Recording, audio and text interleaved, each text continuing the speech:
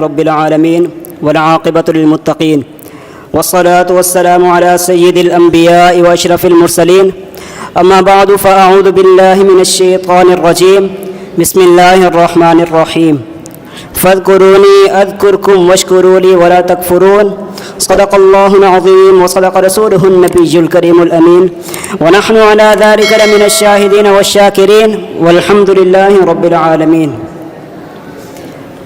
آباد ہیں وہی دل جس میں تیری یاد ہو، آباد ہیں وہی دل جس میں تیری یاد ہو، جو غافل ہوا تیری یاد سے ویران ہیں برباد ہیں. بعد حمد و سلام میرے نہایت واجب القدر اساتذہ کرام اور میرے ہم مکتب ساتھیو، السلام علیکم ورحمۃ اللہ. سامعین کرام، اللہ تبارک و تعالیٰ قرآن مجید میں ارشاد فرماتا ہے فاذکرونی اذکرکم، پس تم مجھے یاد کرو میں تمہیں یاد کروں گا، واشکروا لی ولا تکفرون، اور تم میرا شکر ادا کرو اور میری ناشکری نہ کرو. بخاری شریف کی حدیث ہے، حضور علیہ الصلوۃ والسلام فرماتے ہیں کہ اللہ تبارک و تعالیٰ فرماتا ہے کہ جب میں اپنے بندے کے گمان کے زیادہ قریب ہوتا ہوں جو مجھ سے رکھتا ہے، جب وہ مجھے یاد کرتا ہے تو میں اس کے ساتھ ہوتا ہوں، اور جب بندہ مجھے اکیلے میں یاد کرتا ہے تو میں بھی اسے اکیلے میں یاد کرتا ہوں، اور جب بندہ مجھے بھرے مجمع میں یاد کرتا ہے تو میں اسے بہتر مجمع میں یاد کرتا ہوں. ایک اور حدیث پاک میں آتا ہے، آپ علیہ الصلوۃ والسلام نے ارشاد فرمایا کہ اللہ تبارک و تعالیٰ کے کچھ فرشتے ذکر اللہ کی تلاش میں گھومتے رہتے ہیں. جب کوئی فرشتہ کسی قوم کو دیکھتا ہے اللہ تعالیٰ کی یاد میں تو دوسرے فرشتوں کو کہتا ہے کہ آؤ ہمارا مقصد یہاں ہے، یہاں پہ اللہ تبارک و تعالیٰ کا ذکر ہو رہا ہے.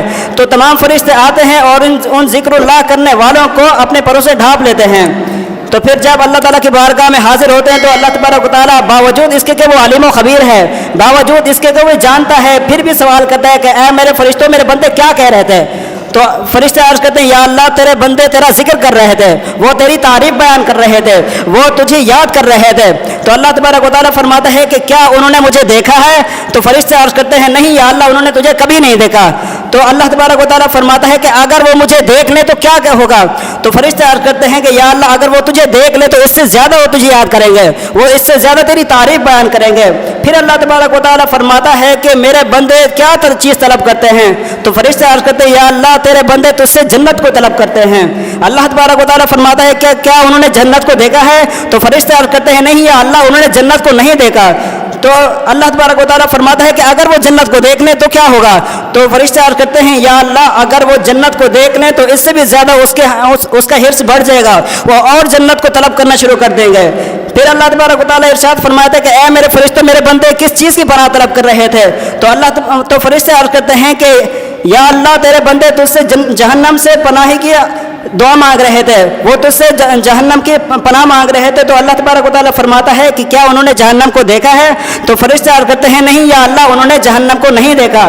اگر وہ جہنم کو دیکھ لیتے تو اس سے بھی زیادہ پناہ مانگتے.